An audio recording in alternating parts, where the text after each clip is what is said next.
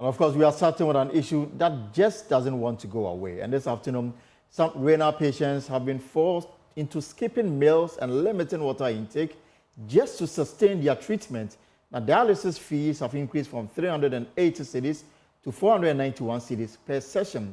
This additional funding burden is already draining patients' tight budgets, compelling them to make heartbreaking choices between basic necessities and life-saving medical care. The increment is part of the fees and charges approved by Parliament. A similar increase last year raised significant concerns about the plight of those who depend on dialysis at least twice a week to survive, prompting a dialysis crisis series by Joy News. Now, this afternoon, we'll discuss this development with affected individuals. But first, let me bring one of our dialysis series as we build up to this conversation. Humming sound of medical equipment here at the renal unit of the Cape Coast Teaching Hospital, welcoming patients. It's a Tuesday morning and 15-year-old Priscilla Santi is being wheeled into the renal unit here. The doctors told me I have to be on a machine, and I have to be on that machine either twice or thrice a week. For now, she has to travel nearly 100 kilometers from Chifumampong with her mother to the Cape Coast Teaching Hospital every Tuesday and Thursday to have her dialysis session. My mom and dad do not have money either.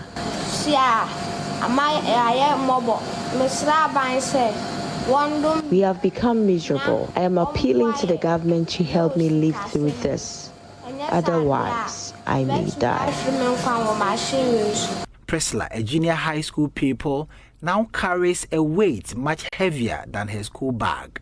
Her daily battle now is not with textbooks and homework, but with the relentless adversary, renal failure. I want the government to support me so I can live to fulfill my dream of becoming a nurse.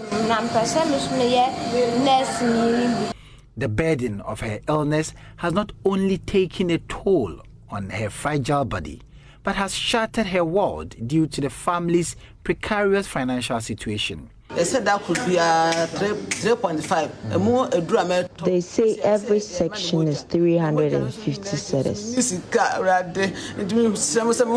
And this in addition to getting blood and other medication.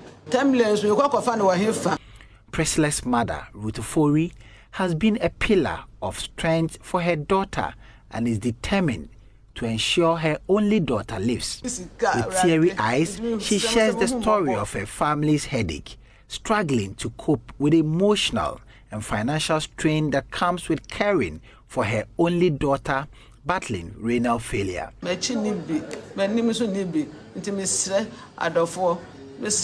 the doctors, if I keep on missing this section, I may lose my daughter. And I need the help of the government.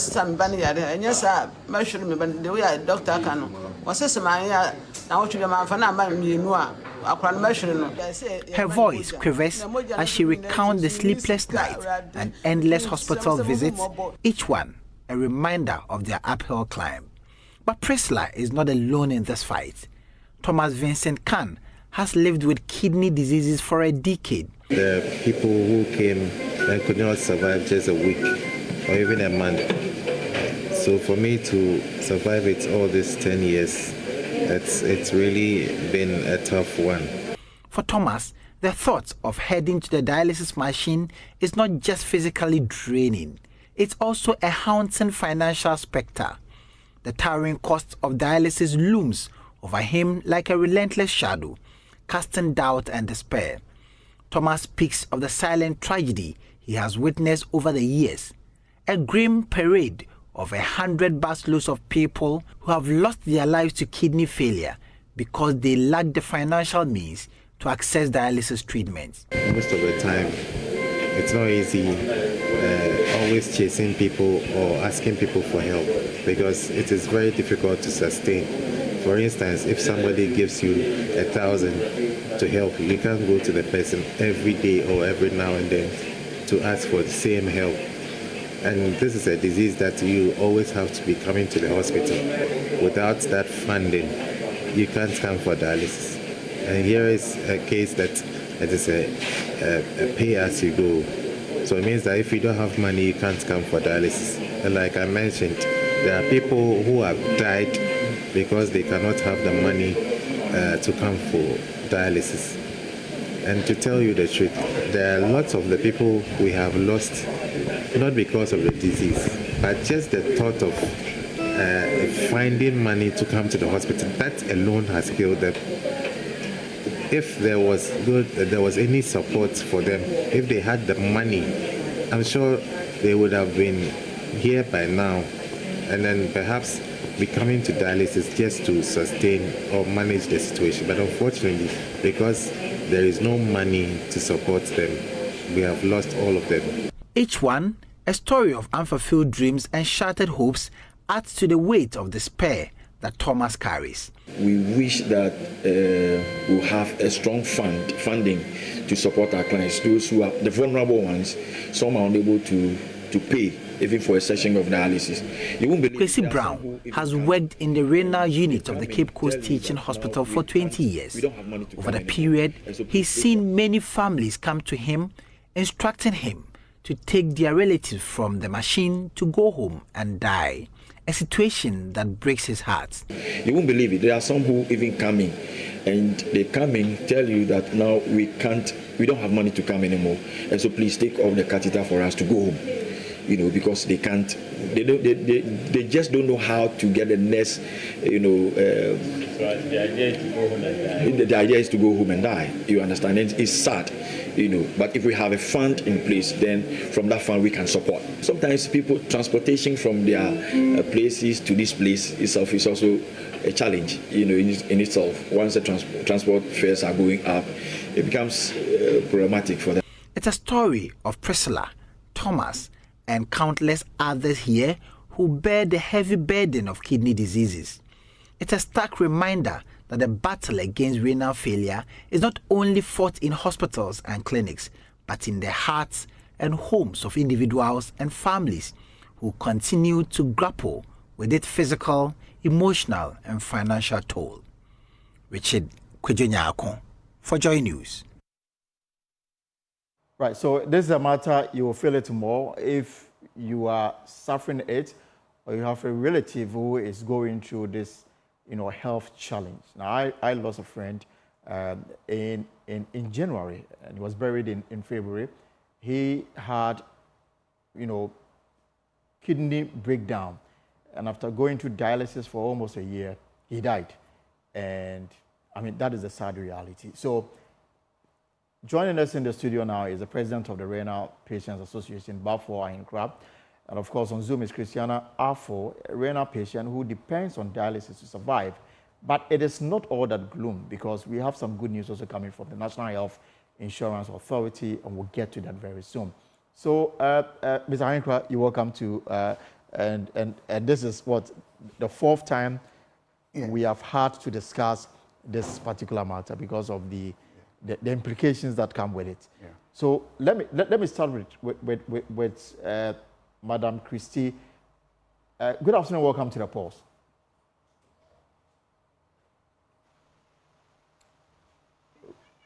Right, so Madam Christiana, if you can hear me, I just want to find out how difficult is it to survive on dialysis, and how will this latest increment affect you? Oh, okay, thank you very much for welcoming me to your show. Those increments and everything is giving me headache. Just to wake up one day for Kolebu renal dialysis to say they've increased the price, it's a whole lot of burden for me now. As it stands now, I should have dialyzed on Monday, but because of the increments and then financial everything, I couldn't go on Monday. So I would have to wait for my date. So when were you told of the increment?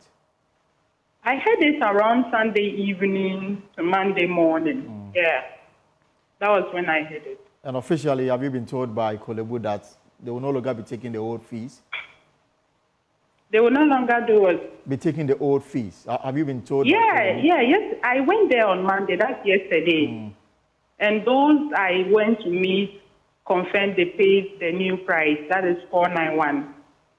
So Monday when you went there, you were going to undergo dialysis?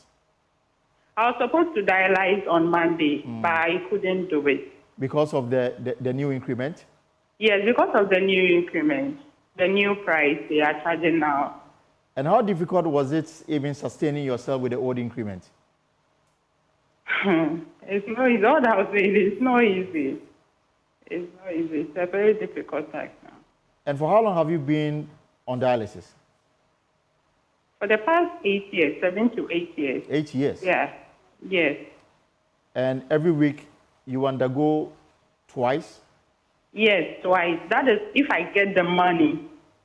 But if I don't get the money, I would have to wait for just one session. Do one session in a week.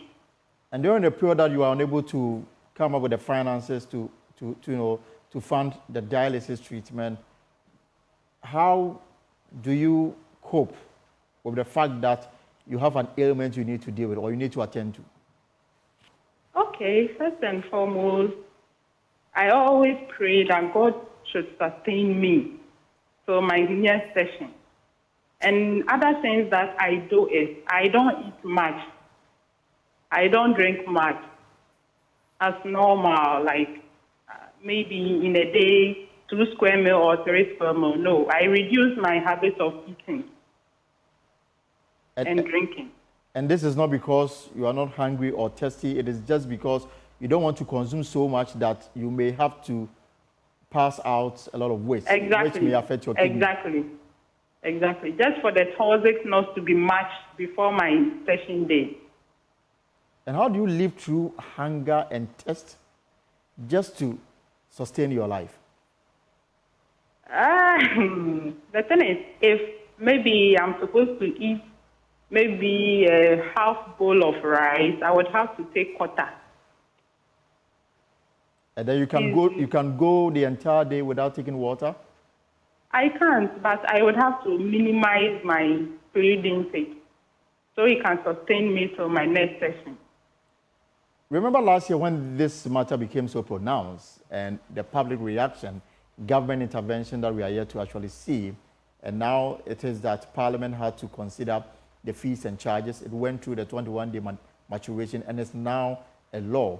And now, even with the old fees, you just told me that you were unable to keep going, especially the twice a week dialysis treatment. Now there's an increment, and government says that the increment is necessary to sustain the centers. How are you going to cope with the new increments? Is there any intervention coming anywhere? So far, there's no intervention from anywhere. There's no intervention. I'm just praying and hoping something good will come from somewhere, especially from the church, the philanthropists, and other people who are capable of helping us. But are you benefiting any support from any, spirited organization? Because we understand that Kolebu, for example, the Fair Sky Group, they've been very supportive. I don't know whether you're also benefiting from this benevolence. Yes, I benefited from it when I started dialysis. And is it still something that you are still benefiting? Okay, for that one, I don't know, but for all I know is when I go to Kolebu, I pay. So I don't know if First Sky still pays or that one, I have no idea. If he still pays part of it for us, then it means I'm also a beneficiary. Right. Thank you very much, Madam Christiana Afo. Thank you very much for sharing your story with us. Well, the National Health Insurance Authority, they have undertaken some steps, and we'll get to hear from the Chief Executive very soon, with the hope that it will lessen the pain and the struggle you go through every day just to have the finances to support the dialysis treatment. Thank you very much for your time this afternoon. And let me come to the studio with Mr. Ahinkrab. Mr. Ahinkrab, I guess the same communication got to you. Yeah. And how did you receive it? Fortunately, for me, about a month ago, let's say roughly about 2 months ago, I had a wind of it. Okay. That Parliament has approved a new price of 491. So I communicated to my people that this is what is coming, so let's get ready for it.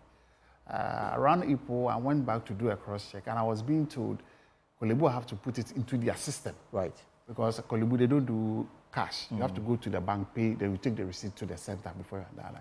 So they were just trying to change the 382 to 491 into their system. So we went through April, May. First week, we didn't hear anything. Just last week, Friday, some of them went for their session. They paid the 380. Around between 3 and 4, one person was going, boom. It's now 491. 491. So it started from Friday evening between 3 and 4. And then it went on as at now that we are talking this 491. And then to be fair, the proposal from Kolebu that went to the Health Ministry and then to Parliament was actually higher than the 491. So we hear. Exactly. So perhaps some consultation went on, and then they came to the acceptable figure of 491. Even that, you say is too high and beyond the reach of a lot of your members. Very. If we say consultation, I don't know what people they did with, because we are directly involved. So if there's supposed to be any consultation, they should have got us involved. None of my people got into the consultation. As where it was done, we don't even know. But we know the proposal that they took was more than the 491 they took, which they later on agreed on this particular amount that they are talking about. But like Christy is saying, Christy is one of my girls at Kolebu. For the 380, she was not able to come. She was doing 1 session a week. Now, doctors have prescribed that you are supposed to do 3 sessions a week for you to be stronger and healthier. Because of money issue, you are doing only 2. And now because of money issue again, you are doing only 1. Christy normally sometimes, I normally go session with her. So where is Christy? She did, I'll call her. Hey, why didn't you come? No money. So even 380, we are struggling. How much more than 491? I'm saying if we don't take care, the mortality rate will shoot up big time. Because even, the psychological effect this will have on you. People come and leave their husbands, their boyfriends there because they have kidney. He comes, you are going to die. Because the thing is not sustainable. So he comes with you 1, 2, 3. Oh, you will die very soon. He will leave. The people come and leave their relatives there, their boyfriend, their husband, and leave them. And they go away. They don't come back again. That one alone can easily kill you. Right. So how many are your members? We are normally roughly, if I'm not lying, about 400. About 400. Yeah. So if you want to aggregate, how many are able to fund the treatment on their own without any support coming from anywhere? I would say it's just about 1%. Just about 1%. And the rest, how do they survive? Friends, and maybe he has small investment somewhere. You depend on it. If you get finished, then you are on your own. I will use myself as an example. Sometimes when I even call friends, they don't pick. Because I've relied on them for a very too long time. So even when they see your call, sometimes you want For how long have you been on dialysis treatment? I'm getting to 10 years. 10 years. Okay. Yes. Sometimes I will even want to call, Padis just to hear you. He will not pick your call. And I'm not begrudging them. I understand them. The system is so hot to the extent that maybe he has got only just 1,000. He can't give it to you. He has got family and friends. He cannot give it to you. So the point is, the thing is so serious to the extent that government have to take a bold decision. I heard you say national health insurance. Yes, it is true. And very soon we will hear from the Chief Executive Officer of the National Health Insurance Authority. This afternoon, he spoke to my colleague as an ongoing program on steps that the scheme has taken to deal with these kidney issues. And very soon, we'll have that instead play for you to hear the Chief Executive, and then I'll pick reactions from Mr. Ahenkra. So I remember you were part of the national dialogue that we had. Yes. And you had so many promises. I don't know which one has been, fulfilled. None. What we saw, some benevolent came in, did some presentations. I remember Zoom Lion came in, did some presentation. Reverend Bodin Ameche, Baker's House Chapel also came, did some donation, and then a couple of them. But we've not, all that we heard that they made the donations, but as to where the money is, whether it to be given to us or not to be given to us, we don't know. So meaning the donation that came through, you are not benefiting from it in any way? We've not. When we go like... It hasn't affected how much you pay? Yes. When we go, we pay 380. when the place was closed down last year, around this time, it was May 21st that it was closed. Around this time, last year, and we went back, I think, around October. We've been paying. Every session you pay 380. But what understanding did we get that the donation was for the patients or for the hospital? Most of the time we hear, Joy, you should have a clips of those things, a Zoom lion. I learned it's for the patients. That is what I heard. I was not the one that presented it, but I heard it on Joy. That is for the patient. Bwedi Nyameche, I think it was around this time when the crisis was up. And Bwedi Nyameche is the head pastor of Maker's House Chapel. Yeah. When the place was closed down, he also brought it to help patients. We never saw daylight of it. There was no any day. So what Bwedi Nyameche came to pay, maybe we are trying to subsidize it when you can maybe pay 100 or pay 200. We never had anything of that sort, as we sit. And are we probed to understand what is going on? Oh, nothing really is coming out. When you ask, nothing really is coming out.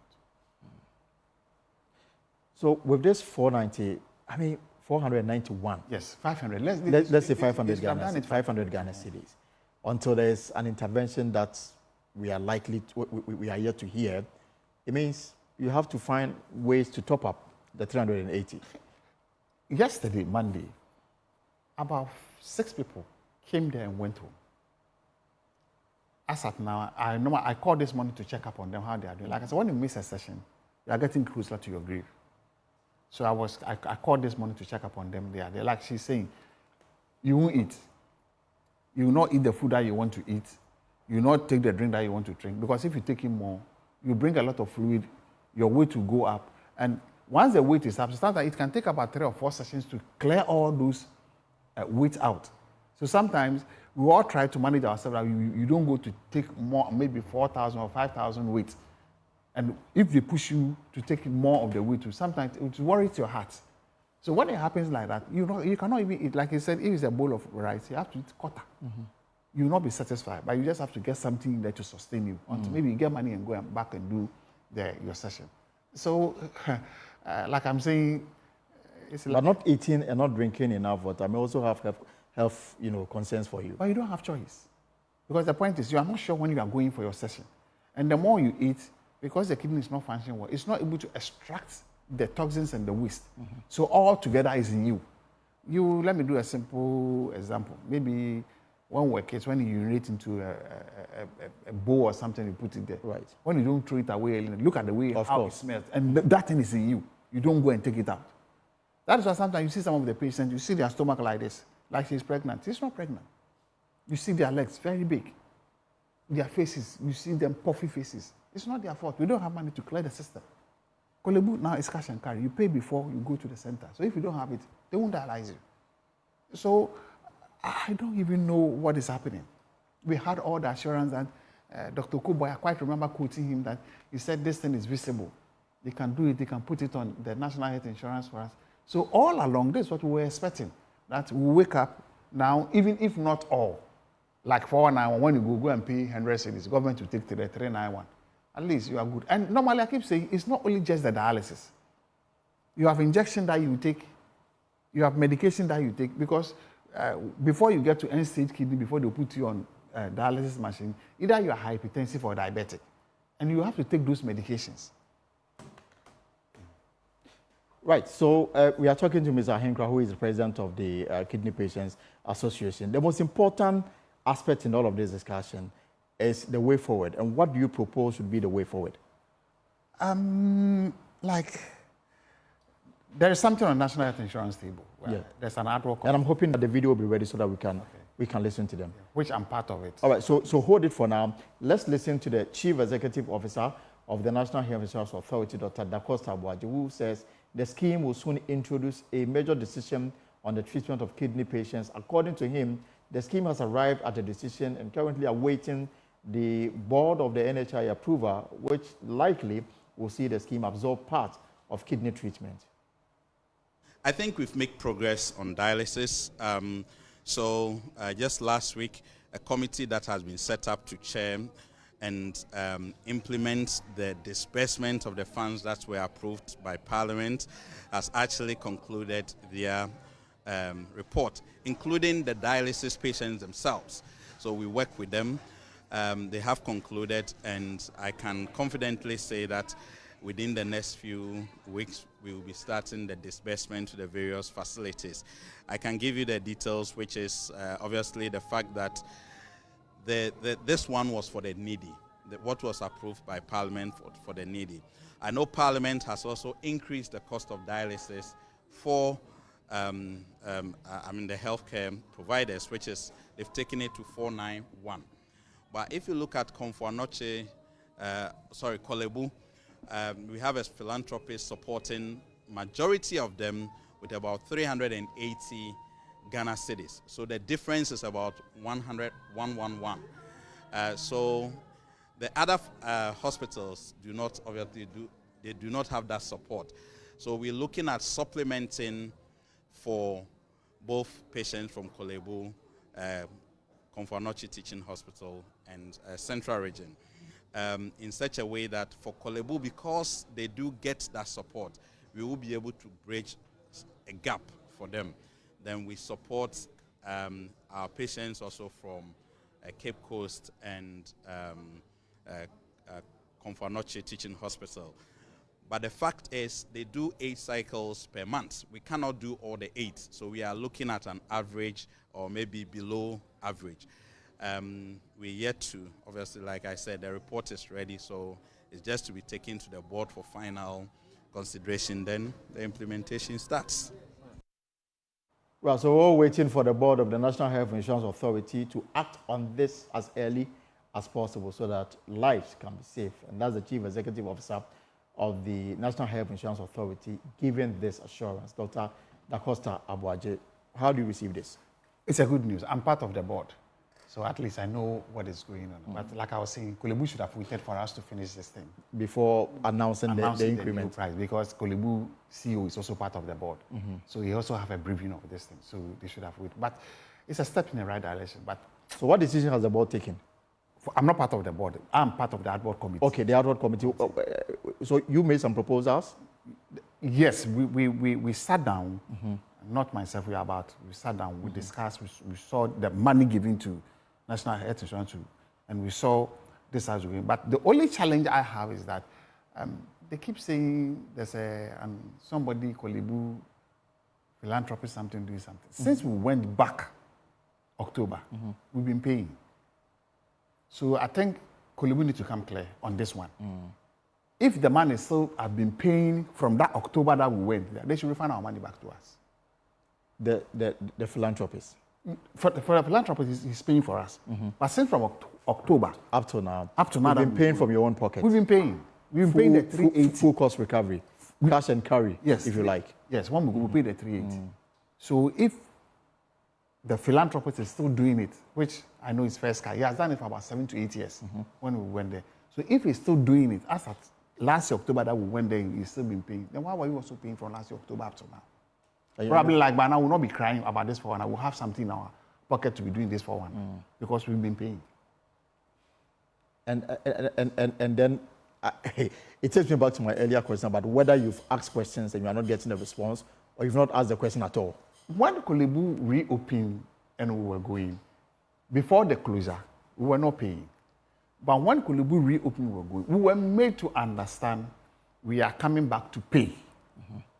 We asked few questions about the First Sky group, and they learned that they are having 1 or 2 negotiations with him. I think there was 1 or 2 things, which I don't have full briefing about it. So we were waiting. So until that thing is done, we are supposed to do the payment till First Sky come back. So like I sit here, per what Dr. Dacosta is saying, if it's true, then they are going to, that means they are presuming that the man is paying 380 for us, and they are going to pay 111 to top it up to make it the 491. 991. So the question maybe I'm asking now is that if that be the so, is it now that the man is coming back to pay, or all along the man has been paying? This is a question maybe we need to ask. And I'm sure that clarity will be brought on this matter going forward. Yes, that's on this matter. But from the point of the ad hoc committee, when do you expect formal announcement to be made on this matter? Oh, like I said, I mean, everything is set. We prepared this.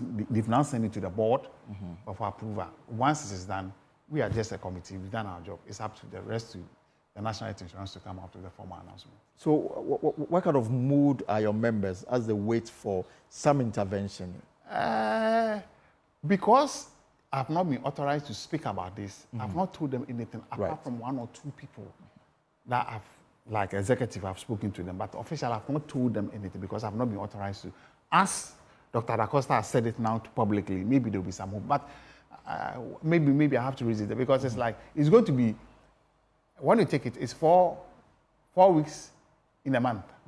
And each 4 weeks, if you are doing even 2 sessions, it's going to be 8, more than 8.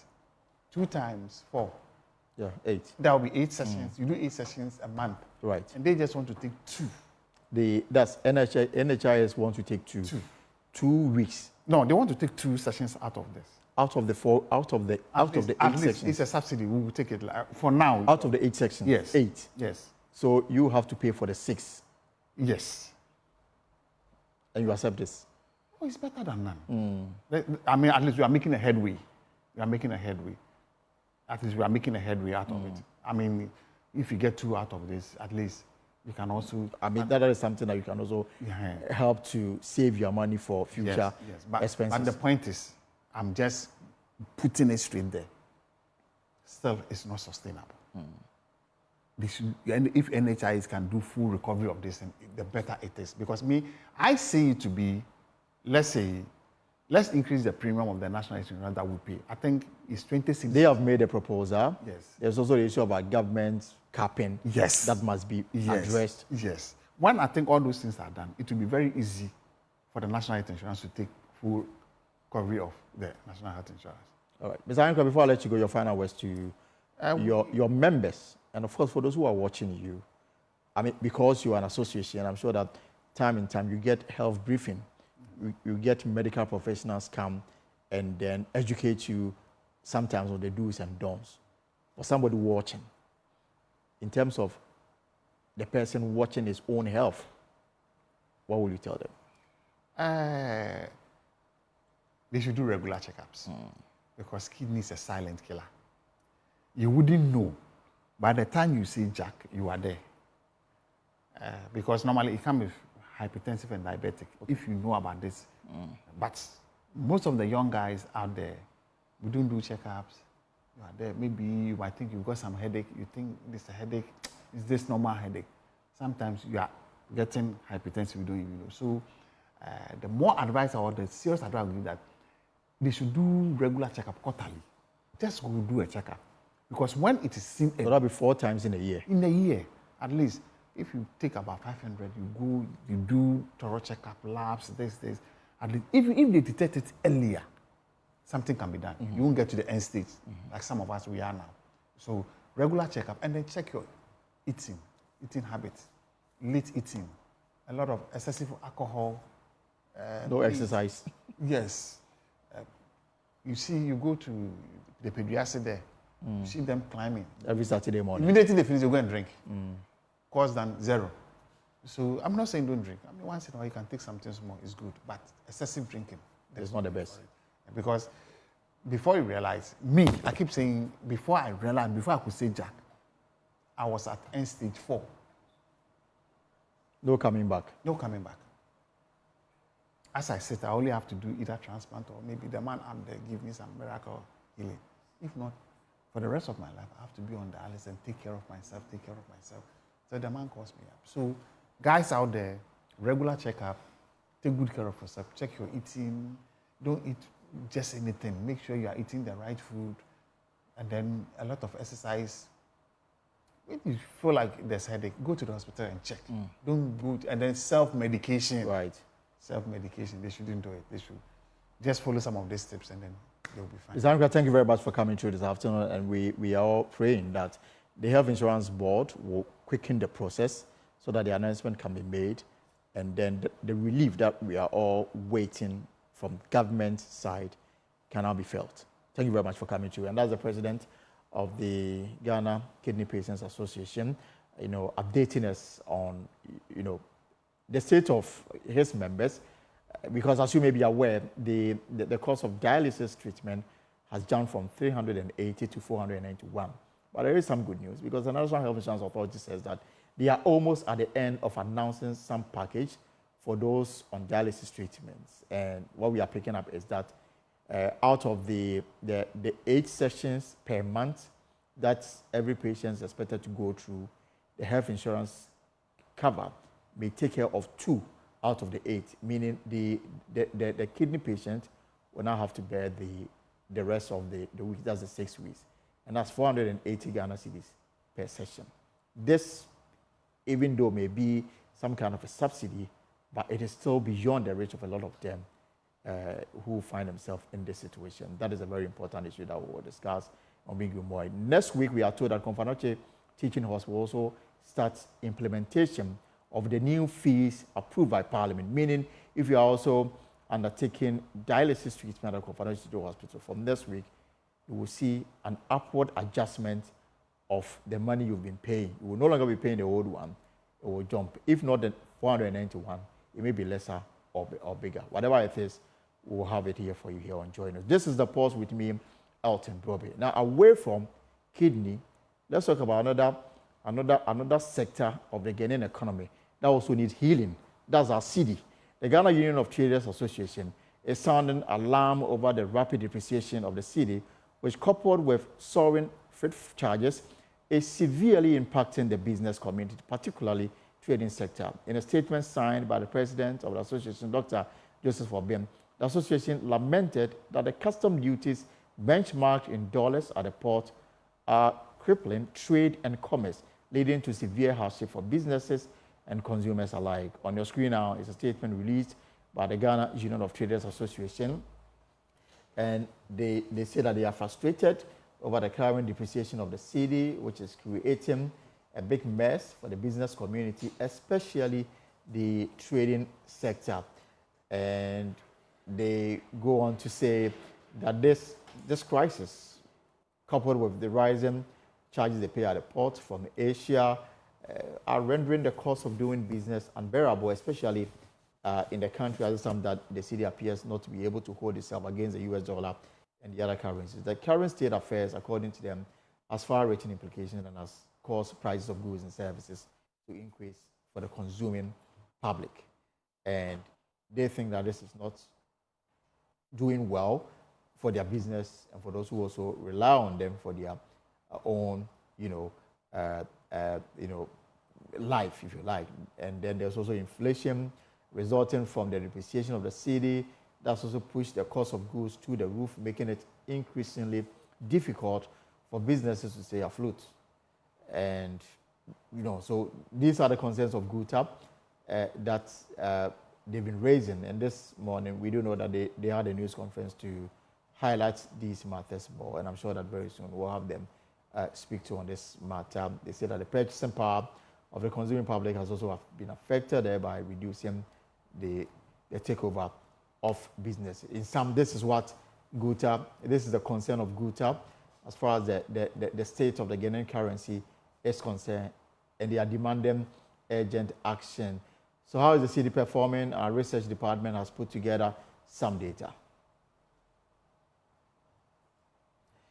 So the cedi has depreciated by more than 10% against the US dollar, and the cedi is one of the fastest depreciating currencies in Sub-Saharan Africa. We understand that Nigerian naira is actually the worst when it comes to depreciation against the US dollar in the world.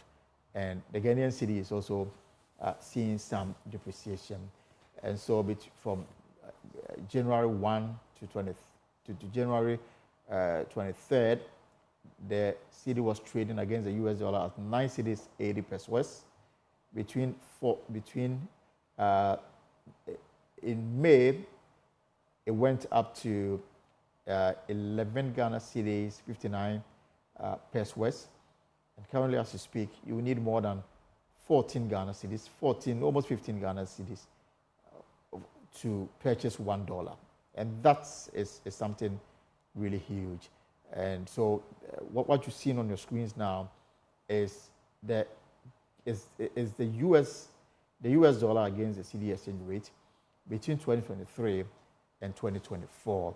So the public relations officer with GUTA, that's the Ghana Union Traders Association, Dr. Joseph Pardy, joins us for some perspective on this matter. So, Dr. Paddy, good afternoon. Welcome to the Post. You have concerns with the city. Some are saying that, I mean, if we import and you clear, you pass on the cost to the consumer.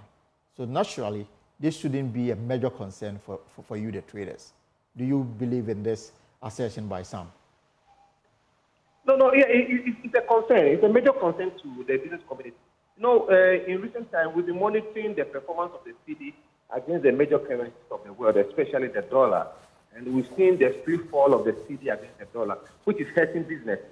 You know, we go out there to source for goods and services in terms of dollar ratio. And then you go and buy the goods at a certain rate, you come back, you want to change the same dollar and go and pay your debtors. And then at the end of it all, you have to add up or top up to get the same amount. Just assume about 2 weeks ago. 2 weeks ago, or let's say 3 weeks ago, the dollar was at 1:13.2, and then now it's 14. So you need to top up to get a $10,000. You need 130,000 Ghana cedis, but now you need about 145,000 to get the same $10,000. Go and pay your debt. So it's having the effect on our business, and not only on our business, but on consumers as well. Their purchasing power. What is the point when you couldn't bring the goods and consumers cannot afford? You are paying for other costs that is going to add on to the cost of doing business. So when we're crying as a business community, we're not crying for ourselves alone. We're also considering the consuming public as well. That is why we're saying that it's having an impact on our business as well as on consumers, the consuming public. So in terms of your business capital, is this affecting it? Exactly so. It's eroding. That's what I said. If I need, and coupled with that, you know, almost every week, you go to the port, they see the rate, they use dollar rate duty for it. So just assume you got a 20-seater container or a certain kind of goods, and then you are paying 12,000 just about a month ago. The same quantity, the same amount, you'll be paying about 14,500. That's the rate that is calculated for you. So look at the difference. So you have to top up to get the same duty that you paid the last time. You know, so when you come to the market space, you are not going to sell the goods, the wares at the same amount. Just imagine, just a few weeks ago, maybe you go for a duty, or you are going for a product to buy, and you went in for invoice, and they get the invoice of about 12 cedis. You go about 2 weeks, 3 weeks ago, later, and then the businessman tells you that the price has changed.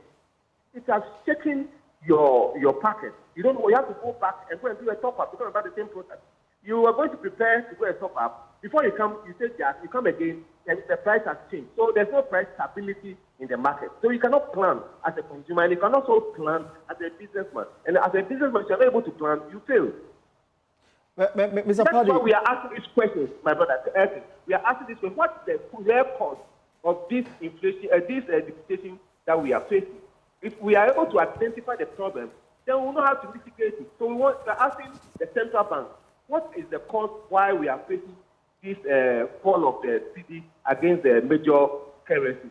Is it as a result of economic instability? We need to know, because you know in recent times we have some period of instability in the recent years, including high inflation. Right. Is it as a result of that growing debt? No, our debt was ballooning. Is that as a result? That's why we are finding this depreciation. Is it as a result of uncertainty in the political atmosphere? As a result of maybe we are going into an election year, and therefore our investors are running away to see what happens? So we need to know. Otherwise, you give for speculation. So we are all speculating. What is the cause why we are where we are today? But you are a businessman. From your perspective, I mean, where will you put the blame? Central bank should come up to let us know, because we business, all that we need is a policy. And so one good policy can grow our business. One bad policy can destroy our business. So the central bank should let us know what is the real cause why we find ourselves where we are today. Then if you are able to identify the problem, it's one way of solving the problem. So as much as possible, we are asking these questions by the central bank. What can they do? And what is the problem? And what are they doing to mitigate this free fall of the cedi against the major currency, the dollar? But Mr. Paddy, I'm curious to know, I mean, you and of course your members, majority of them, which country do you normally import your goods? We import our goods from China, from Europe, from Asia, and then from the US. You know, recently too, trade in China has also gone up. Just trade that we're paying about 5,000, 6,000, now has moved to about 10,000. So all is adding on to the cost of doing business. Obviously, when the businessman comes down, he's going to calculate, make it all this before he comes out with price going up. Because if he paid 20-liter container was paying 5,000, and now the same 20-liter container is paying a fee of about 8,000, 10,000. Obviously, it has impact on his pricing. So these are the challenges. But in all said and done, we want government to come out to let us know what is the real cost. If we are able to identify that is why we came out with the person. If we are able to know what is going on, what is happening in the financial sector and the financial front, then we can have a mitigation solutions to them. We can have a way of mitigating. And as an association organization, we collaborate with government. We are also stakeholders. What is the point when you go and bring the goods and consumer cannot afford it, and the goods are in the warehouse, you are paying for warehousing, it's also adding on to the cost of doing business. Okay. I brought in the country of origin and China. For example, if you are to import from China, I'm curious to know whether you need dollars for that. Obviously, you need dollars for that. No, we're trying to do this China one or whatever. We wanted to have that with the Bank of Ghana, where you don't need to get dollar. But whatever the case is, even when you are even going to import from Togo, look for safer. We go with dollar, and the dollar is safer. So this is the difficulty. You are buying from US, you have to go with dollar. You are going to Europe, you have to send some euros. So this is where the difficulty is. So when the city keeps on falling and depreciating, it affects your capital. Your capital begins to dwindle and reduce. And that is what we are seeing in the business front now. People's capital is getting eroded. In time past, government came to some understanding with you where the exchange at the port was paid at a certain figure for some period because of the way the city was depreciating. Are you proposing same to be done now that we don't know when this will stabilize? For duty purpose, can we peg the dollar at a certain rate, maybe quarterly, or maybe in 4 months, in 3 months, so that as a businessman, you can do your projection that in the next 3 months, when I import anything to the country, this is the rate they're going to give to me. $1 is to 10. Then you can plan with that. But this is the case, almost every Tuesday, the rate changes. You can go and clear a 20-liter container with 1,000 pieces of battery, maybe last 3 weeks or last month, at the rate of maybe $1 is to 12 pieces. And today, you can go the same 1,000 pieces, you go and clear it at $1 is to 30 pieces. So these are the worry. And because of that, as a business, you can't project. You don't know the outcome, the uncertainty. That is in our business. That's what is worrying us. Yes, please go on. We can make projections. We ask any government duty of capital. Why can't you take the dollar as rate for what, so that we can plan and the plan that is price next month. But in the case, price is because we are looking at the dollar ratio to also peg price, and it's almost it's about a week.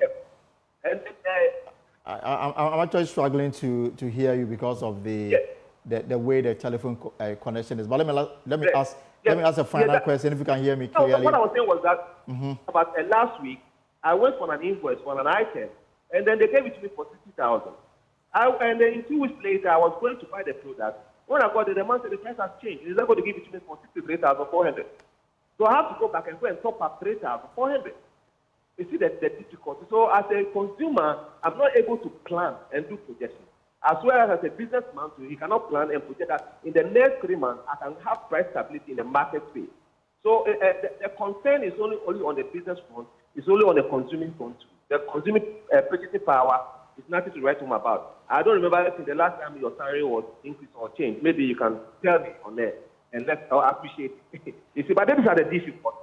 But are you getting any response from government so far? So far, no, but that is why we ask those questions. What are the costs? Why we find ourselves where we are today? And we ask the central bank to come. Let government come and let us know. And where can we also make an input into those to mitigate what the challenges we are facing as a business community and as a trading firm. So these are the that. But so far, we strongly government to respond to all right. I think the telephone connection again is not the best, but thank you very much. Mr. Joseph Paddy is the Public Relations Officer of the Ghana Union of Traders Association, GOTA, and they are unhappy with the way the cedi is depreciating against the US dollar and the other major trading currencies. Well, the Institute for Energy Security is worried that Ghana's cedi continue to fall against the US dollar, eroding the gains being made in the price of fuel. Now, IES Research and Policy Analyst Derek Zache joins us live with more. Derek, good afternoon. Welcome to the Pulse. So, I mean, where is this worrying coming from? Basically, on the international level, for the second pricing window of May, we expect some reduction at the various pumps. But for the cedi depreciation, we might not be able to experience such a reduction, or even, if anything, how significant that could be, because our cedi has depreciated for the past 2 weeks, and has never been a very good thing for petroleum marketers. Definitely, on the international level, we've seen petrol prices, that is gasoline, reducing or falling by 5.68%. Right. Gas oil or diesel also reduced by 4.51%, and LPG also reduced by 4.72%. These are significant figures that would translate into reduction at the various pumps. But for the cedi depreciation, we might not be able to experience such kind of significant reduction. I mean, where do you draw some kind of convergence? I mean, on the world market, we are seeing consistent fall in the price of crude. And I mean, I'm thinking that even though the cedi is depreciating, it's not moving so fast. Yet, at every pricing window, we see adjustment going up. Where do we draw the convergence? And so basically, there are two major factors that affect the core pricing. The third one is the taxes and margins. But the taxes and margins have not changed for the past period. And so the two factors that continues to change is the international prices and the exchange rate. On the international level, you can experience some sort of reduction or an increment based on the geopolitical landscape or the forces of demand and supply. But be as it may, we do not have control over what happens on the international level because we go and import the refined crude. And so importing the refined crude, you are definitely going to make use of the dollar. And so the dollar is what you have control over. But the exchange rate, is it stable? Is it not stable? Has it depreciated? It's quite too volatile. And for every 2 weeks, it continues to change. And for the past period, the cedi continues to depreciate. So the one who is going to import that refined crude definitely is not a Father Christmas. He's also a business-oriented person and would want to also make some sort of adjustment so that they will not run at a loss. Because the next day you can go to the various forex bureaus or the banks or the black market, and then the cedi will continue to depreciate. So what is the IES prediction in the next pricing window? So for the second pricing window, which is just beginning, that is for the period of May, we expect prices to be stable, even if anything, because of the pricing strategies of each petroleum product. Even if there will be a reduction, it will be quite insignificant. But for major of the petroleum OPEC, the oil marketing producers, we expect some sort of stability. If not the cedi depreciation, we would have experienced some significant reductions at the various pumps, between 4 to 5% reductions. So for Europe and the United States and other countries in the West, they are about to enter into summer. From your analysis, you think that summer may bring price on the world market come down or go up? It can come down, it can come down. The market for petroleum products is quite volatile, very unpredictable because it's based on several factors. As I said earlier, the geopolitics, anything can change. We all woke up and then we saw the Russia-Ukraine thing. We woke up and we saw the Israel and then the Iran issues, the forces of demand and supply. So anything that fits into the forces of demand and supply can affect prices at that level. And so any day, whatever thing happens, so far as there will not be enough demand or enough supply, whichever way that it balances out, that is what affects us at the various local level here. But Derek, before I let you go, there's also this issue about the fact that if we are seeing prices at the pumps go up, it means more revenue for government. What more can government do to cushion the citizens who are obviously not happy with the way things are in terms of this not helping them to even plan their lives and their businesses?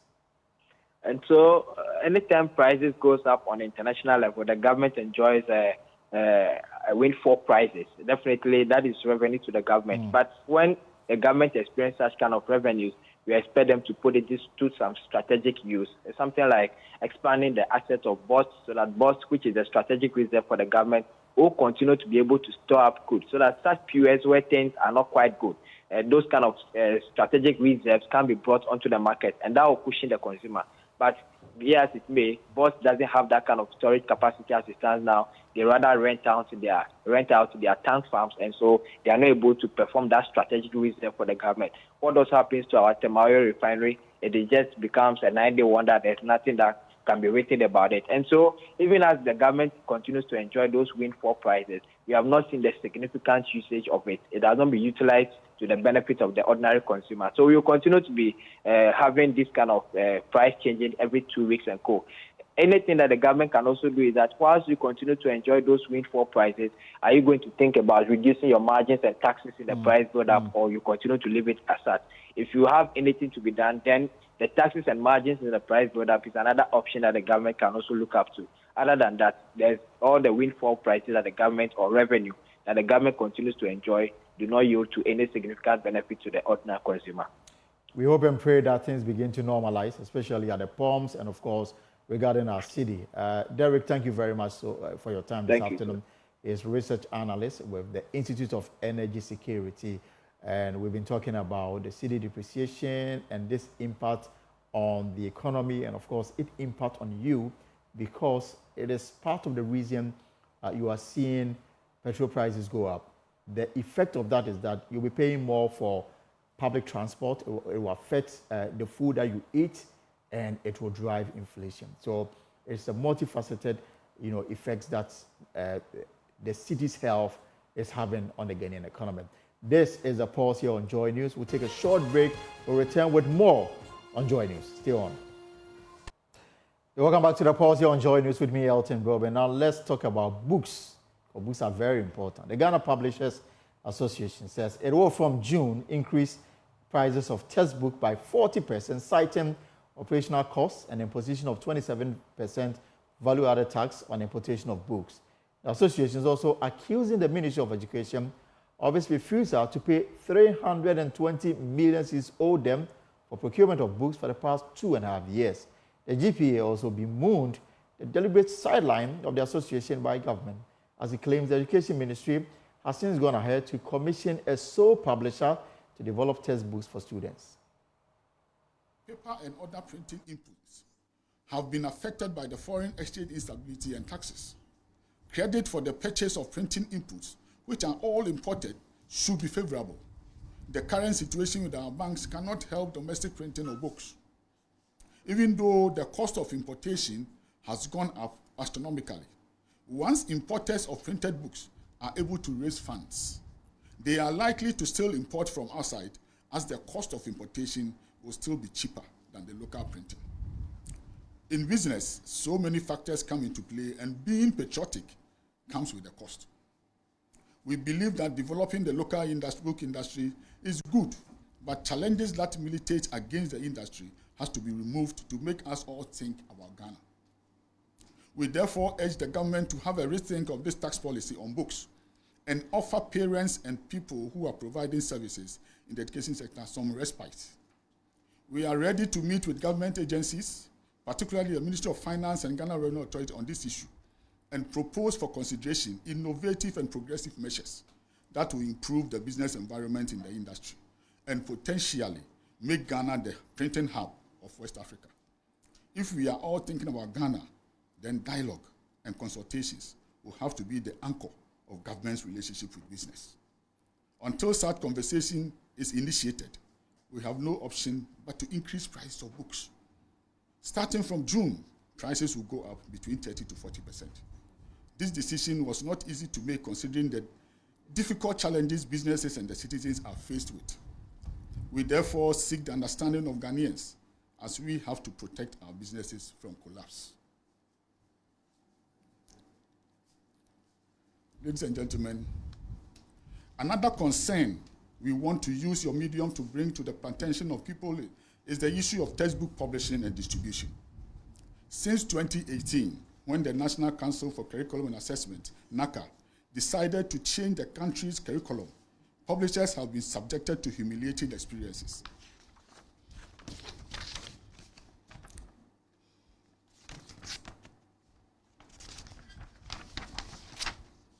The way and manner NACA handled the transition made publishers lose huge investments and revenues. That notwithstanding, we supported the transition and successfully developed manuscripts for the first phase of the curriculum changes, and they are currently being used in schools. Early last year, the Council announced that the second phase of the process is ready, and therefore the syllabuses for the agreed subjects for the Common Core program has been launched. Publishers worked with their editorial teams to develop manuscripts ready for submission to NACA for assessment and approval for use in schools. However, ladies and gentlemen, some time ago, precisely on the day NACA wrote to our association informing us of the suspension of assessment and that they will announce when they resume. Patiently, we waited. However, the association intercepted the circular emanating from the office of the Director General, directing private schools to send their orders of textbooks printed by appointed time printers based on the Common Core program to NACA. This was a fundamental error in administration, particularly from a regulator of an industry. The Education Act of 2020 that established NACA did not allocate a marketing responsibility to NACA. In fact, it is inappropriate and unconstitutional for a regulator to intervene in the textbook market other than assessment and approval of the textbooks. We found this action very worrying, and our letter to NACA to promptly withdraw the circular was complied with. Surely NACA understood the implications. What has conditioned this reference is a whole set of textbooks under the Common Core program that the Ministry of Education has procured. These are supposedly the same textbooks that NACA has sought to promote and market to the private schools. Well, let's move to some other stories now. The Electoral Commission dismissed claims by the opposition National Democratic Congress that it has secured the serial numbers of the BVR case used in the limited voter registration exercise. The party chairman, Johnson Asiedu-Nketia, made a demand last week, but the EC declined the request, insisting releasing the serial numbers to external parties could pose major risk to the security and integrity of the electoral system and its operations. But speaking to the probe on Joy News, the Deputy Director of Elections and IT for the NDC, Dr. Rashid Tanko Computer, claimed the party has access to the serial numbers. 16 regions should give you 57,937. Yeah. EC posted 58,614. Addition of 677. Where are they getting these figures from? NDC exposed them this. My boss put it out at his timeline on Facebook and other things. Quickly, they had to go and pull down everything from their site, that page. Go to Electoral Command. What people are saying, on their page, you will see all this. But you see, we're in the era of technology, screenshotting. We have already screenshot everything, and we have all the data that they put in there. Thank God we have the serial numbers of every BVR. We have gotten all the serial numbers. So but you requested and it wasn't given. How did you get them? We said that. You see, okay. This Electoral Commission, I say they think it's the good old days. Our national chairman instructed my boss, the election directorate, that we should make sure that whatever it will take us to get the serial numbers, we get it. Because we have confident thieves who have stolen 5. Are you not compromising the process by going behind the back of the EC to get the serial numbers of these BVRs when you requested officially and it wasn't given to you? You call this one compromise? I'm asking. Was the EC sleeping when they were picking the gadgets at their strong room? CCTV cameras, policemen, armor cars, parked there, military men, cordoned the whole place. Yet a convenient thief went and made away some of this with the serial numbers. Don't forget, when they pick it with the serial numbers. That one, they are not a problem with that. We are asking for serial and say you can get, but we have gotten it. Thank God, because of the serial numbers, we have the number, we have the figures. In fact, well intact. Our IT team, fantastic job. We have managed to match the serial numbers with the figures as they come out, and that's how we're able to expose them. The Electoral Commission is dismissing the NDC's claims. The Director of Electoral Service, Dr. Shebo Kweko, told my colleague Winston Amwa that no one can acquire the BVR case serial numbers without the EC's approval.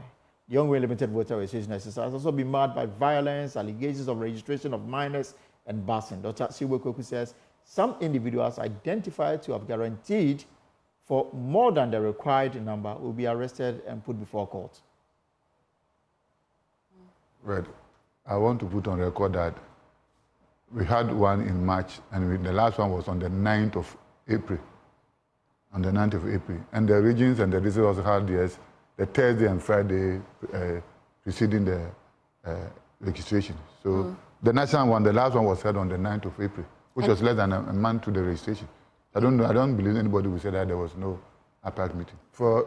I don't know if anybody asks you of the serial number of your phone. Will you give it out? No, certainly not. Exactly, so the same thing applies. Because I am not an IT person, but the IT people will tell you that you don't share the serial numbers of your gadget with people. So it has never been done since 2012 that we started using biometrics. We don't share with the political parties because we are told that the security of the system could be compromised, so not. Is the power situation, the intermittent power cuts, is it affecting the registration process? We ask our officers to hire generators as standby.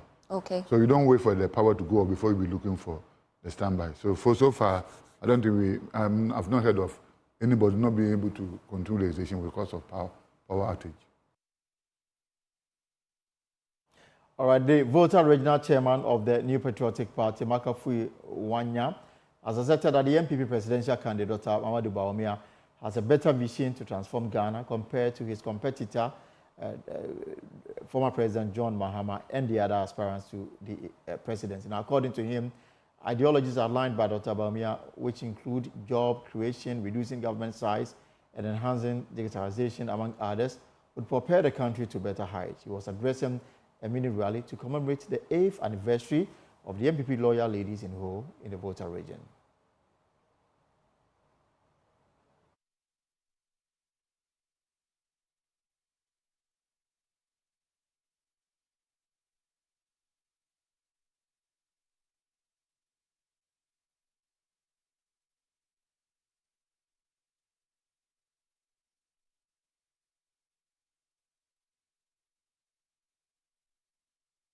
So we'll bring you that report later. But let's stay with Dr. Bawumia, who is bidding to become the next president of the Republic, because he says his statement about incentivizing churches instead of imposing taxes on them has been taken out of context.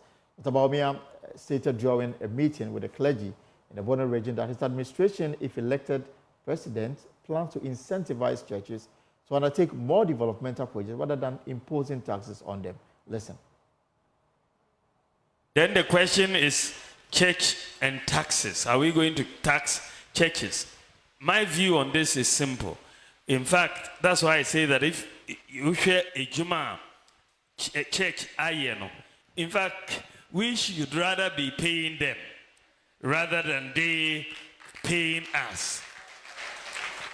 Unless you don't understand the work the church has done. If you're looking at the buildings, the way they try to keep the society together, the universities, the hospitals, the schools, it's massive. It's just massive. Many churches have hundreds of schools. Massive. So I don't see, and I will not have a situation where we are taxing the churches. We rather want to give churches incentives to support what government is doing. I want us to be partners in the way that the development partners are with us. You are our domestic development partners, and we will give you incentives to do more. I also want to have a golden age of a relationship between government and the church and faith-based organizations. I believe, and I said this the other day when I was, I think, in Bono region or so, when I met the clergy.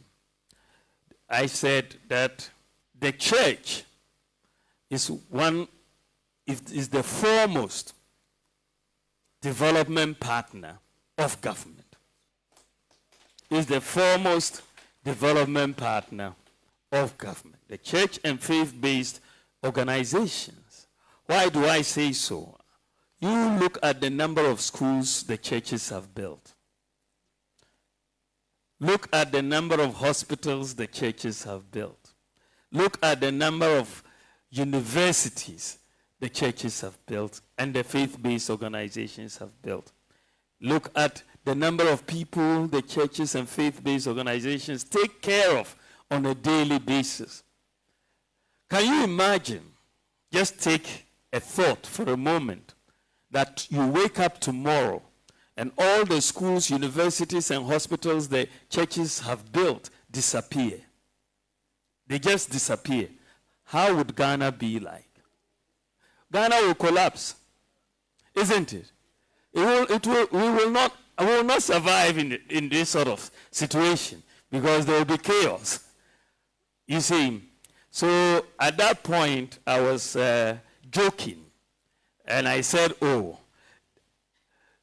people are talking about taxing churches. I don't believe, and we will not tax churches because if you look at the work the churches have done, then I was joking, then maybe we should have actually paid them for what they did, not really trying to tax them. But I wasn't really saying we should pay churches. No, I'm saying that we should give incentives to churches to do more.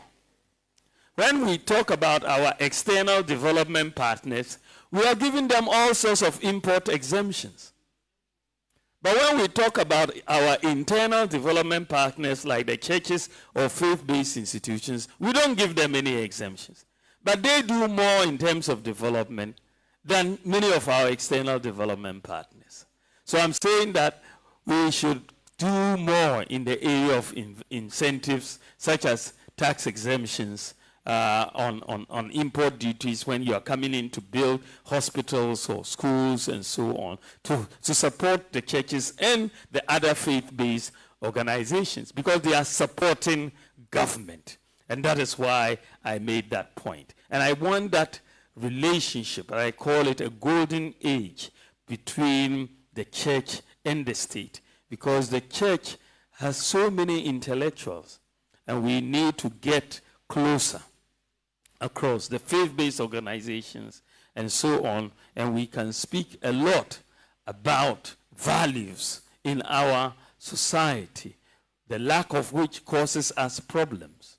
And we can start discussing these right from primary school and so on. And so that's the sort of relationship I want us to have with the church, to have a discussion on the management of our schools and so on, which they have a lot of things to do. Let me take you to the Chief Justice corridor, because Gertrude Togono has come under fire from the opposition NDC for heaping praises on President Akufo-Addo. Whilst addressing the International Association of Women Judges Conference in Accra, the Chief Justice described President Akufo-Addo as a champion of rule of law and justice. We are especially grateful to His Excellency the President for the strong support we have received from the Office of the President.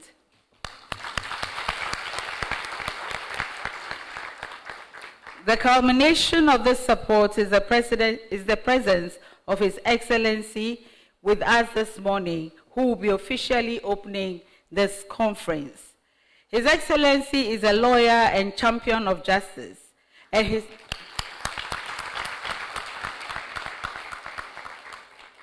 his name is definitely etched in the legal history of this country as a most distinguished legal practitioner. His belief in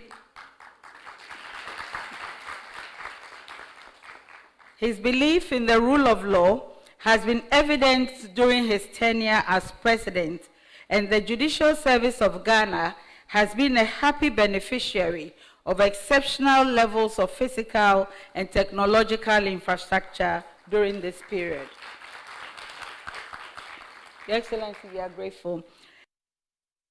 Well, the NDC will not allow this to slide. They say that the Chief Justice, who is the head of the judiciary, should not be seen or heard making such comments about a political figure describing praises as unmerited and baseless. The National Communication Officer of the NDC says the president, under whose tenure a sitting court was attacked without any punitive consequences, cannot be described as a champion of the rule of law. position is a very comical and ridiculous position, and should not be coming from a person who occupies such an important independent office in our country. I'm sure that President Akufo-Addo himself will disagree with this false, contrived testimony about him coming from the Chief Justice, because he knows that he is not being a good example of the rule of law, but a very, very bad example. We're talking about the president who has been found by the Supreme Court to have removed a certain Auditor General against the dictates of the Constitution of Ghana. And our Chief Justice says what? That this president who supervised all these atrocities is an example of the rule of law. What kind of sycophantic, bootlicking, false narrative should be reserved for MPP foot soldiers and should not be coming from the high office of Chief Justice?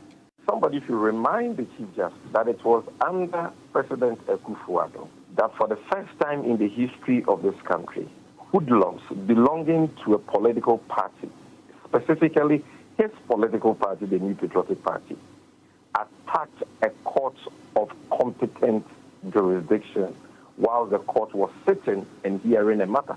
They attacked the court, broke out persons who were in lawful custody in the cells of the court. In the process, a pregnant judge who was presiding at the time had to flee for her life. When these people were arrested, these hoodlums of the NPP were arrested, they had to be prosecuted and punished. The president ordered his Attorney General to enter nolli prosequi, and to date, those NPP terrorists have been left off the hook. Clearly, this cannot be a president who believes in the rule of law. Somebody should also remind the Chief Justice that even in recent time, we've seen his idol, President Akufo-Addo, who she is desperate to contrive false narratives and testimonies about, refused to publish an investigative report. Here I'm talking about the SML scandal. Let's deal some gas issues, because the Chief Executive Officer of the National Petroleum Authority, Dr. Mustafa Hamid, is urging Ghanaians to embrace the use of LPG products without citing health benefits and reduced risks compared to traditional cooking methods. He noted that women in particular have suffered from the harmful effects of charcoal and other traditional cooking methods. He spoke at a regional town hall thereby held in Wa on the cylinder recirculation model. Upper West correspondent Rafiq Salam was there for Joy News. Thank you very much. The National Petroleum Authority, NPA, organized a regional town hall debate on the cylinder recirculation model in the Wa municipality of the Upper West region. The event brought together stakeholders that included traditional leaders, security personnel, and women groups across the 11 municipalities and districts. The debate aimed to educate the public on the new policy, which seeks to bring LPG closer to consumers' doorsteps. Speaking on behalf of the Chief Executive Officer of NPA, Mustafa Hamid, Head of Quality Control at NPA, Ubaidullah Said Koutier, spoke of how the new policy will enhance the safety of LPG usage. So through this policy, wants to improve the access to LPG and thereby increasing the number of people using LPG, to also deal with some of the safety concerns posed with the current system of LPG distribution, which have sometimes resulted in fatalities that we do not like. So inherent in the policy is also to address LPG safety concerns. For instance, this new policy will have LPG bottling plants. Currently, we have 4 of such plants in place, 1 in Kumasi, 3 in Tema. They will maintain and own the cylinders. He emphasized the need for Ghanaians to adopt LPG products, citing their health benefits and reduce risks. LPG is a clean cooking fuel that we need to embrace. Compared to the traditional methods of charcoal, LPG is more healthier to our health. We, particularly our mothers and women, have suffered so long a time with the usage of charcoal and those traditional methods, where particularly the smoke emanating from these cooking practices have suffered or affected their life largely. So we want to entreat to Ghanaians that safety concerns are addressed in this policy, and therefore it is safe, and Ghanaians should therefore embrace it and use it as an alternative. Our Power Solution Minister, Stephen Yakubu, emphasizes the need for MPA to establish a cylinder manufacturing company in the northern belt of the country to promote LPG adoption. I really don't agree that we should have only 3 cylinder manufacturing companies, and they are all down south. I think it's something that MP will have to relook at it. Why is it that all the time everything is down there? Why is it that the policymakers didn't actually even think that the 5 northern regions, they should set one even in Wa also? So I think that is something that we are not going to take it cleanly. I think we should go back and make sure that at least the 5 northern regions, there should be a cylinder manufacturing company also in one of the 5 northern regions. It is not all the time that we as northerners should always wait for things to come from down south.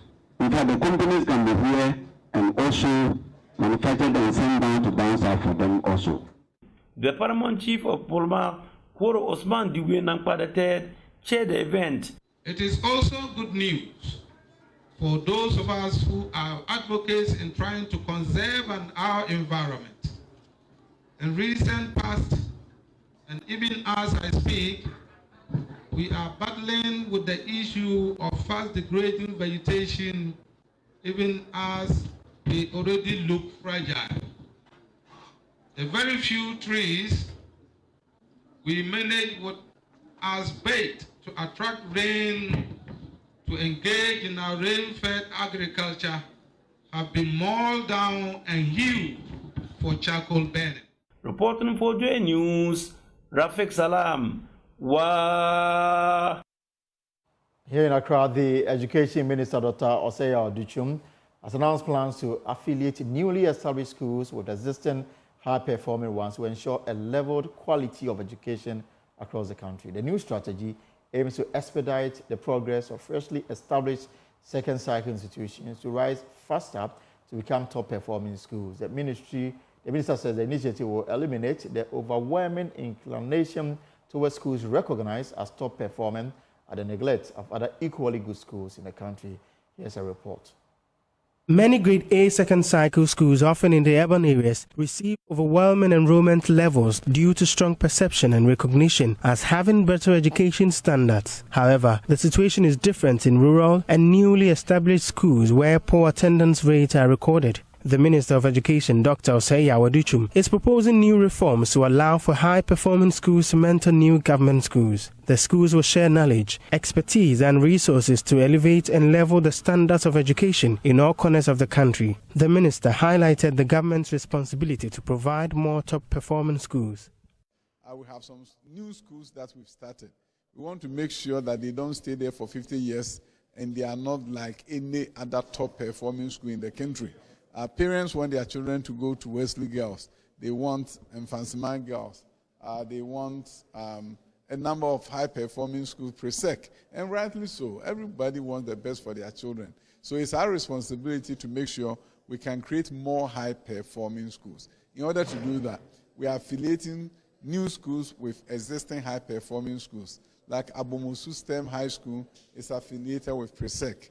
Abosomtwe Girls is affiliated with Wesley Girls. Our goal is to make sure that the high-performing schools will be able to mentor the new schools so that in no time they will also become high-performing schools. The Minister for Education was speaking at a stakeholder dialogue with metropolitan, municipal and district chief executives across the country on government's investments made into the education sector, including technical and vocational education and training, and science, technology, engineering and mathematics education. The meeting is aimed at enlightening MMDCEs on the ministry's innovative policies implemented to improve Ghana's education system. Dr. Yawaduchum says the stakeholder dialogue will allow grassroots leaders to appreciate and share new sector developments in their jurisdiction. In as much as we think they know what is going on, at the grassroots, it's also important to bring them together, show them what the government has done, and they appreciate them more what is going on, because now they see other things that are not in their district and they credit the government with it. But the most important thing is the exchange of ideas and opinions with them, so that if there's something that we have to course correct, we'll be able to course correct. Some MMDCs commended the minister on the sector's new paradigm shift. For example, if you come to my district, they've put up a new school for TVET, the current population about 520. Before, people were not even respecting TVET. But now, looking at the investment that has gone to it and the direction, it is clear. The past where we place more emphasis on white-collar job, that people think that those who attend technical schools are those who are not well educated. But now it has shifted. If this party means well, if we are serious, and NDC say they have a professor called Jim, they are the vice president, then we have to go with Doc. So a Doc will teach them what education really means. Reporting for Joy News, my name is Clinton Yeboah. Now, residents and traders at the busy Abuabo Road Railway Lorry Station in Kumasi are living in a deteriorating situation. Environment has filled and engulfed a major drain in the trading space. In today's episode of Filth Exhibition, Clinton Yeboah shed light on the growing health concern of an area swimming in rubbish. Traders and households are equally culpable in the insanitary state of the Abuabo Old Railway Lorry Station. Indiscriminate disposal of solid wastes into drains in the area has left the environment drenched in stench and filth.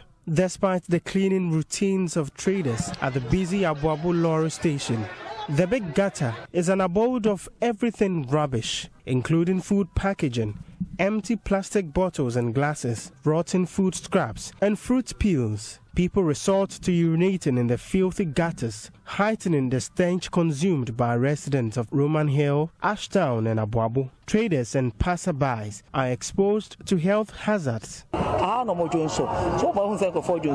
urinate here, and you can smell the waste, but we have to endure and eat here.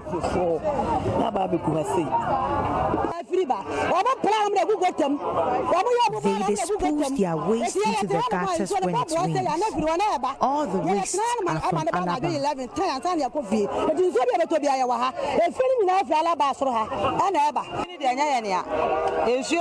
It's not us, the traders. The gutters are choked with waste from residents around.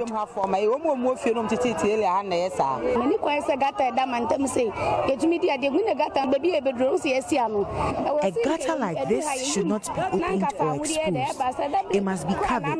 Aside that, it must be drenched frequently.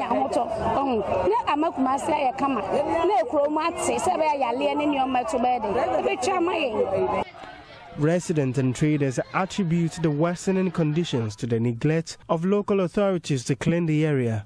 A man paying for one real John Panu, a boiler way, any Joma Mayan Bassa, some will be a gay, Adia Mayamonga, a free power. Look, country leaders, at how we are living and selling along with waste in this gutter. If sanitation task forces were working, would we be living around this?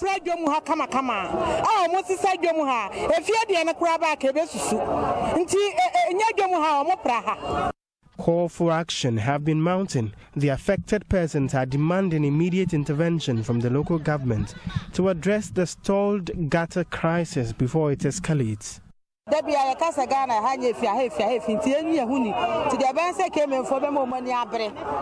to keep ourselves clean.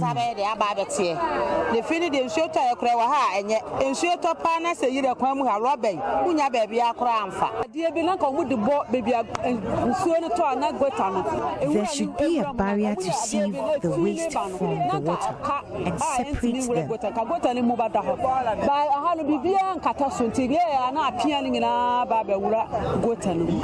Some boy near you go we are so in some central they should quickly make markets ready for us to trade there. Hygienic place, yet we have food sellers selling to the general public, and nobody is taking responsibility. That's a very interesting story. Now, political interference and lack of education emerged as significant obstacle hindering the full enforcement of environmental regulations aimed at managing air pollution in Ghana. These revelations surfaced during a workshop held in Takoradi, where researchers and relevant agencies tasked with implementing the laws convened to discuss pressing barriers. Air Quality Beat reporter Michael Ashali has more in the following report. Emissions from industry and manufacturing contribute heavily to air pollution in Ghana, but close to half of the country's pollutants are attributable to road transport, particularly on urban roads. Former Director of Air Quality at the EPA, Emmanuel Apo, attributes this to the increased vehicle population and poor driving behavior.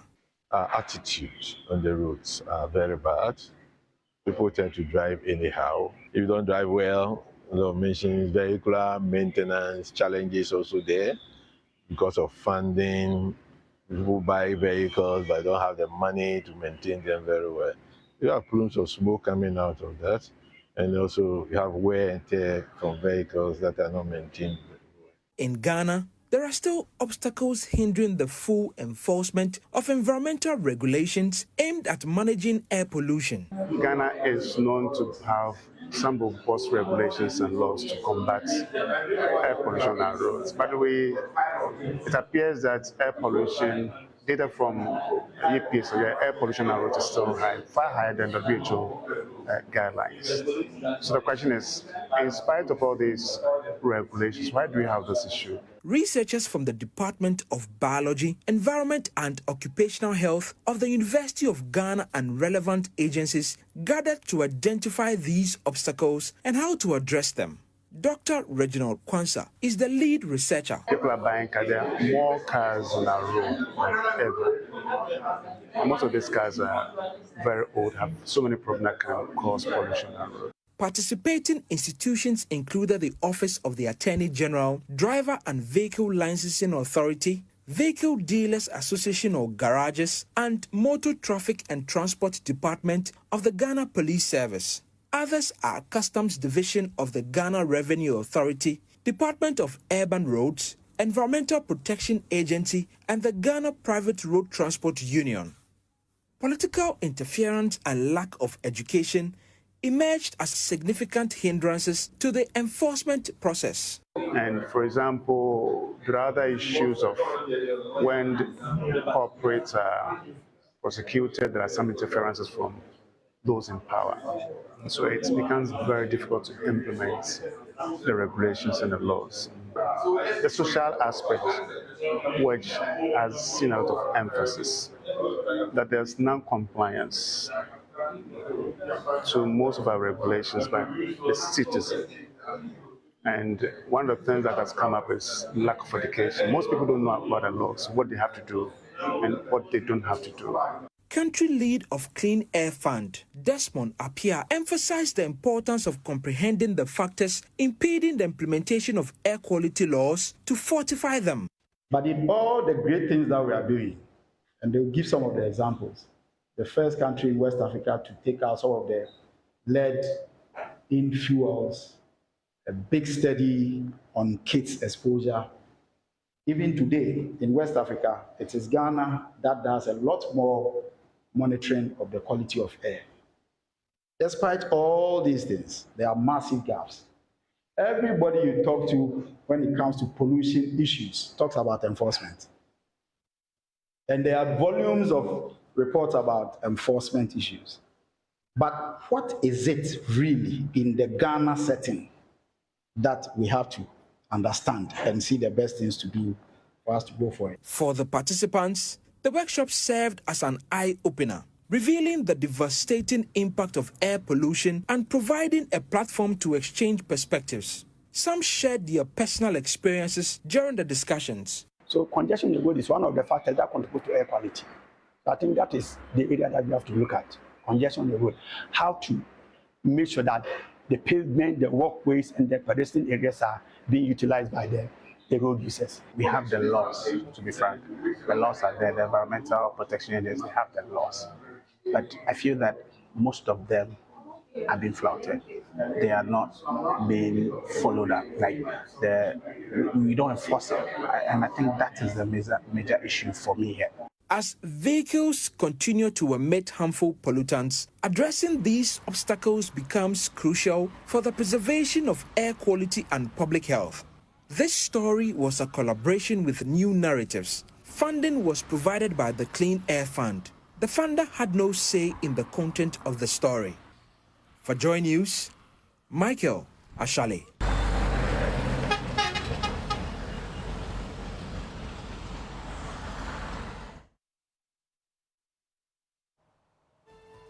And that's our show for today, Tuesday. There are more stories if you log on to our website, myjoyonline.com. Let's Talk Showbiz is up next on Joy News. Whatever you are up to in the hours ahead, I hope it's profitable. My name is Elton Bobi. See you tomorrow, same time, 3 p.m. for another exciting edition of The Pulse. Until then, take care and have a good evening.